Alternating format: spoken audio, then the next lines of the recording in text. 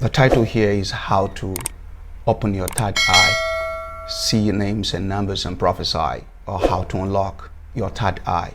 In case you're new here, consider subscribing to my channel, like this video, comment and share to bless others.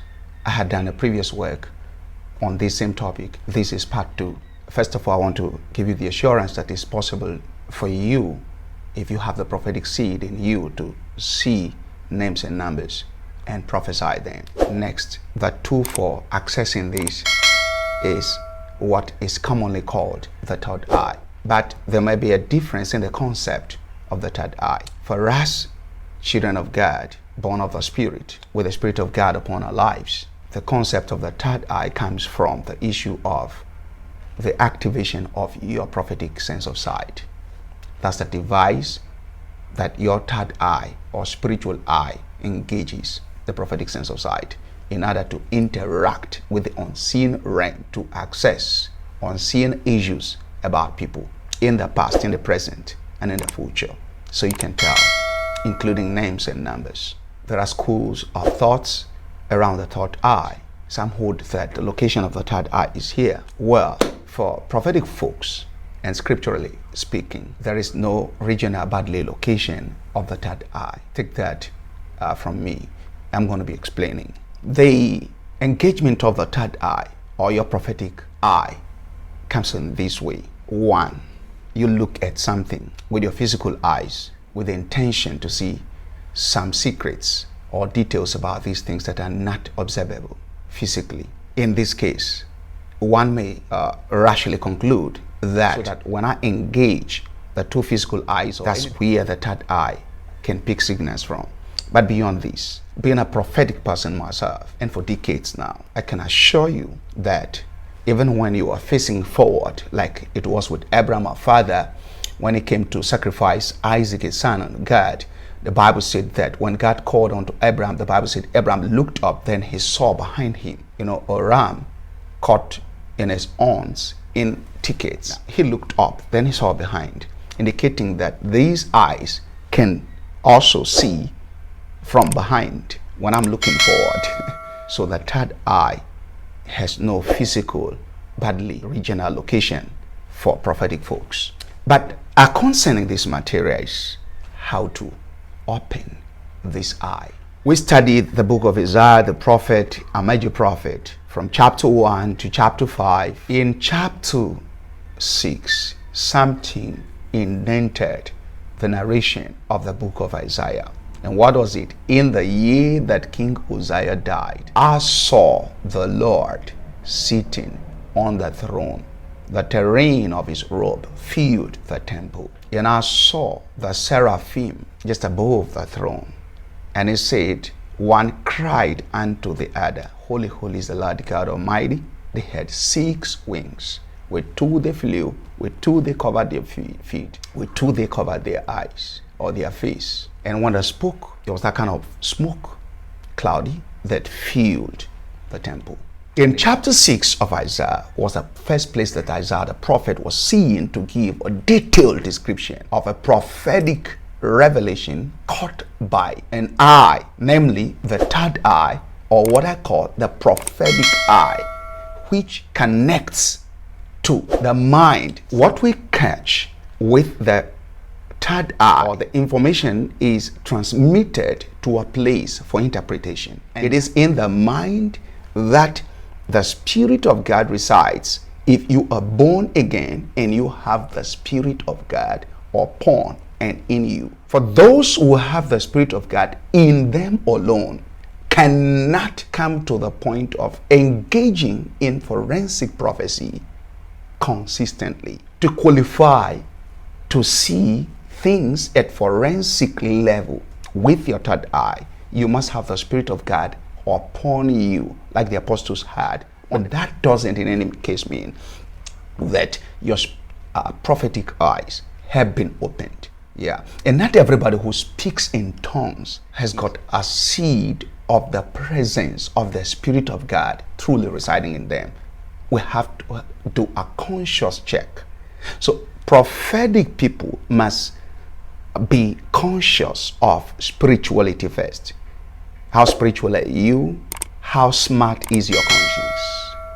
Because your conscience have to be alive. You are sure that you do hear God practically about all the time. It is from then that you're going to be moving from just hearing to seeing. Have that at the back of your mind. So for Isaiah the prophet, listen to me, he came to this point where he was stepped up. In other words, his prophetic eye, the third eye, got opened on that day. I also want to make you understand something. When it comes to seeing in the realm of the spirit or having your prophetic eye open or your third eye opened, it can be opened and there will be a limit to the things you can see. Just like when you send a child to school, the child will begin with knowing or learning the alphabets. Next, the child will begin to read or learn how to read out 2-letter words, 3-letter words before complex syllabic words comes in, and then reading a long essay. So it's a whole process. For Isaiah, there was a burden, and the burden was that the land was decaying spiritually, and the prophet had expected God to intervene. The burden led him through the processes or the types of encounters he had with God from chapter 1 to chapter 5 of his book. But when he got to chapter 6, God decided to step him up. Here, his third eye got opened, and with such a unique clarity that he could see heavenly bodies. But the key for Isaiah here was he had a burden. The burden led to expectation. The expectation bettered the vision. The vision confirmed his third eye was activated. For you, you want to have your third eye unlocked. I'm going to give you just a single key, and what's it? Let me say you set aside 21 days. The vision caught in Real Vision Encounter by prophetic folks in the Bible. Pick 21 passages. Study these 21 passages, one per day. At least engaging 5 hours meditating. But if you can shut up yourself for 24 hours so that you don't mingle with people, the better.